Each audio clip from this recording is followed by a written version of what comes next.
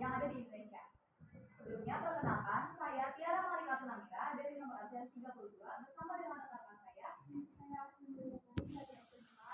Saya dari Muhammad Bernama dari absen 30. Saya Nasional Lutfi dari absen 31. Saya Aulia Dewi dari absen 2. Saya dari Putri dari absen 2. Nah, langsung saja kita masuk ke materi yang pertama tentang perubahan iklim di Indonesia yang akan dijelaskan oleh rekan saya. Yang pertama adalah perubahan iklim di Indonesia. Indonesia adalah negara kepulauan dengan ekosistem yang beragam. Mengalami dampak perubahan iklim secara signifikan mulai dari naiknya permukaan air laut hingga meningkatnya frekuensi kejadian cuaca ekstrim. Lalu ada definisi perubahan iklim. Perubahan iklim mengacu pada perubahan jangka panjang dalam pola cuaca global yang dipicu oleh aktivitas manusia. Emisi gas rumah kaca seperti karbon dioksida, metana, dan nitrous oxide yang dihasilkan dari pembakaran bahan bakar fosil, deforestasi, dan aktivitas industri. Perangkap panas di atmosfer mengakibatkan peningkatan suhu global karena suhu meningkat.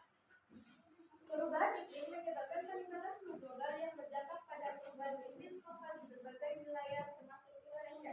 Yang kedua, pola cuaca berubah. Perubahan iklim menyebabkan pola cuaca yang tidak menentu dan ekstrim seperti banjir, kekeringan, dan badai yang lebih sering. Yang ketiga, ada perubahan musim. Perubahan iklim menyebabkan perubahan musim yang signifikan dengan periode hujan yang lebih pendek dan intens, serta musim kemarau yang lebih panjang dan sering kering. Selanjutnya akan dijelaskan oleh Mamet.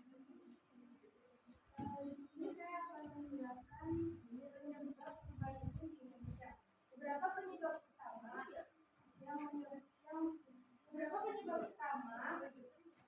perubahan iklim di Indonesia yaitu deforestasi, polusi udara, dan penggunaan bahan bakar fosil. Yang pertama yaitu deforestasi. Indonesia memiliki hutan hujan tropis yang cukup luas, tetapi laju deforestasi yang tinggi mengurangi kemampuan hutan untuk menyerap karbon dioksida. Deforestasi disebabkan oleh pembukaan lahan untuk pertanian, perkebunan, dan pembangunan. Yang kedua ada polusi udara. Emisi gas rumah kaca dari pembangunan industri, transportasi, dan industri merupakan kontributor utama terhadap perubahan iklim di Indonesia. Yang terakhir ada penggunaan bahan bakar fosil. Indonesia masih sangat bergantung pada bahan bakar fosil seperti minyak bumi dan batu bara untuk mendapatkan energi dan menghasilkan emisi gas rumah kaca yang signifikan. Selanjutnya yaitu dampak perubahan iklim di Indonesia. Perubahan iklim menimbulkan dampak yang signifikan di berbagai sektor di Indonesia yang mengancam kehidupan ekonomi dan lingkungan. Beberapa dampak yang nyata yaitu kenaikan permukaan air laut, kekeringan, banjir, dan kerusakan ekosistem. Yang pertama yaitu kenaikan permukaan air laut. Kenaikan permukaan air laut mengancam daerah pesisir, menyebabkan banjir dan erosi pantai, yang mengancam kehidupan masyarakat pesisir dan infrastruktur. Yang kedua adalah kekeringan. Kekeringan yang lebih intens dan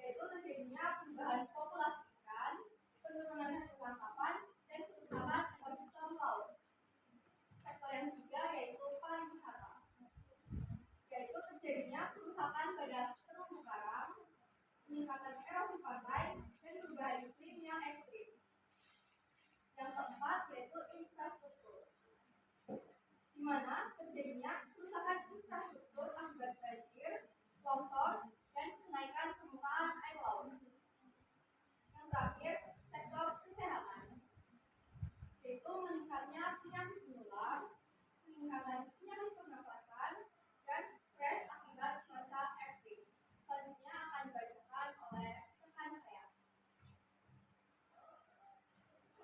Oke, selanjutnya adalah adaptasi terhadap perubahan iklim. Adaptasi perubahan iklim adalah upaya untuk menyesuaikan diri dengan dampak-dampak yang telah terjadi dan dampak yang akan terjadi di masa depan. Adaptasi bertujuan untuk mengurangi kerentanan masyarakat dan meningkatkan ketahanan terhadap dampak perubahan iklim. Adapun beberapa strategi adaptasi di Indonesia, yang pertama yaitu sistem peringatan dini, yaitu menerapkan sistem peringatan dini untuk bencana alam seperti banjir, kekeringan, dan badai untuk meminimalkan kerugian dan resiko. Yang kedua ada infrastruktur tahan bencana, membangun infrastruktur yang tahan terhadap dampak perubahan iklim seperti infrastruktur air bersih, sistem irigasi, dan bangunan yang tahan terhadap banjir dan gempa bumi. Yang ketiga yaitu peningkatan ketahanan pangan, menerapkan praktik pertanian yang berkelanjutan, diversifikasi tanaman, dan pengembangan varietas tanaman yang tahan kekeringan untuk meningkatkan ketahanan pangan. Yang terakhir, pengembangan teknologi, mengembangkan dan menerapkan teknologi yang membantu masyarakat beradaptasi dengan perubahan iklim, seperti teknologi pengolahan air dan teknologi pertanian tahan kekeringan. Selanjutnya akan dibacakan oleh Baik. Peran pemerintah dalam menangani perubahan iklim. Pemerintah Indonesia memiliki peran penting dalam memimpin upaya mitigasi dan adaptasi perubahan iklim. Beberapa peran penting pemerintah meliputi pembuatan kebijakan. Pemerintah berperan dalam mengembangkan dan menerapkan kebijakan untuk mengurangi emisi gas rumah kaca dan meningkatkan ketahanan terhadap dampak perubahan iklim.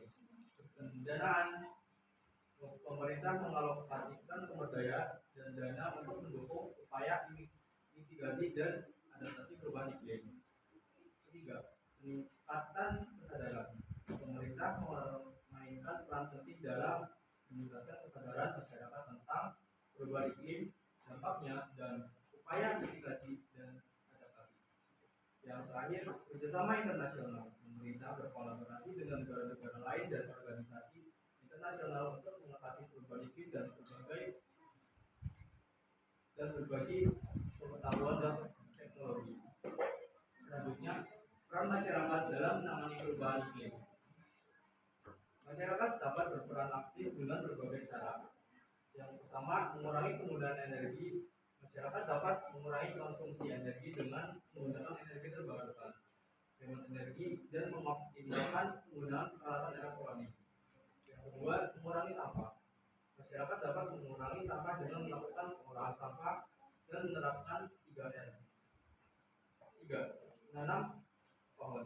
Masyarakat dapat terlibat dalam program penanaman pohon untuk meningkatkan kemampuan hutan dalam menyerap CO2. Mempromosikan kesadaran. Masyarakat dapat berperan aktif dalam menyebarkan informasi dan edukasi tentang perubahan iklim dan pentingnya upaya mitigasi dan adaptasi.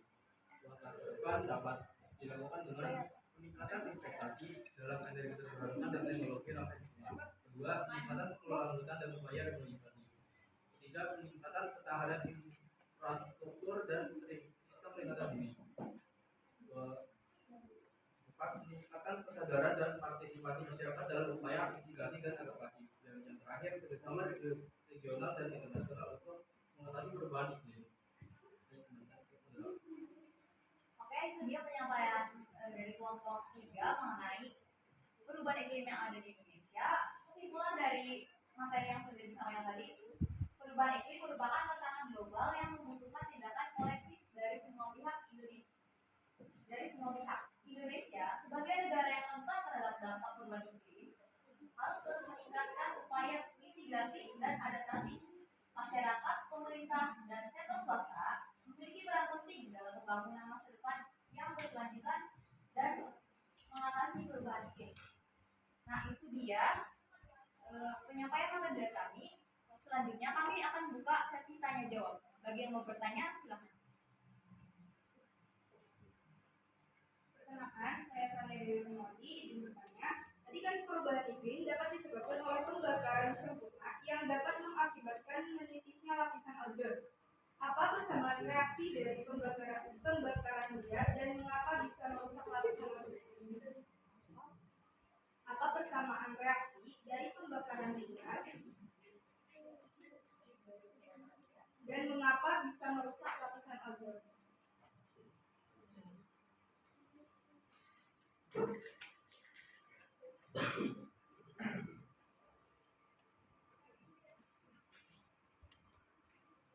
Tadi pertanyaannya itu berarti apa persamaan reaksi dari pembakaran liar dan mengapa bisa merusak lapisan ozon? Sebenarnya diskusi.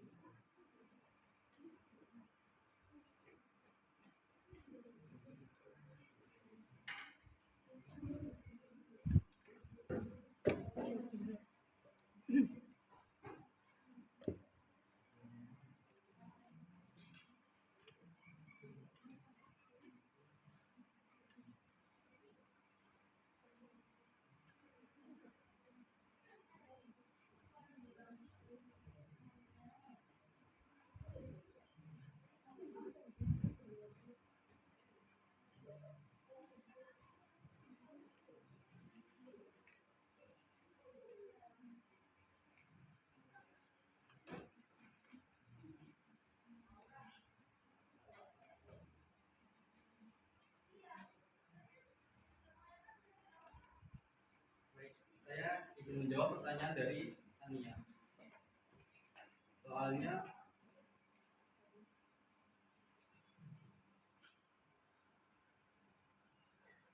perubahan iklim dapat disebabkan oleh pembakaran sempurna yang dapat mengakibatkan tipisnya lapisan ozon.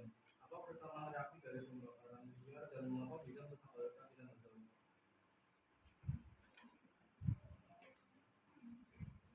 Pembakaran sempurna umumnya tidak merusak lapisan ozon, namun pembakaran tidak sempurna lah yang merusak lapisan ozon. Mengapa demikian? Karena pembakaran tak sempurna menghasilkan lebih sedikit kalori. Pembakaran tak sempurna menghasilkan lebih sedikit kalori. Jadi pembakaran tak sempurna mengurangi efisiensi bahan bakar. Namun terdapat kerugian lain dari pembakaran tak sempurna, yaitu menghasilkan karbon monoksida yang bersifat racun. Oleh karena itu, pembakaran tak sempurna akan mencemari udara. Untuk persamaan reaksinya yaitu C6H18 adalah sebagai reaktan ditambah reaktan 1/2 atau setengah O2 sama dengan 8 CO ditambah 9 H2O. Sekian pertanyaan dari apakah puas? Apakah ada yang ingin bertanya lagi? Tidak. Oke, jika tidak ada yang ingin bertanya lagi, kami tutup, kami akhiri sampai sini. Assalamualaikum warahmatullahi wabarakatuh. Waalaikumsalam warahmatullahi wabarakatuh.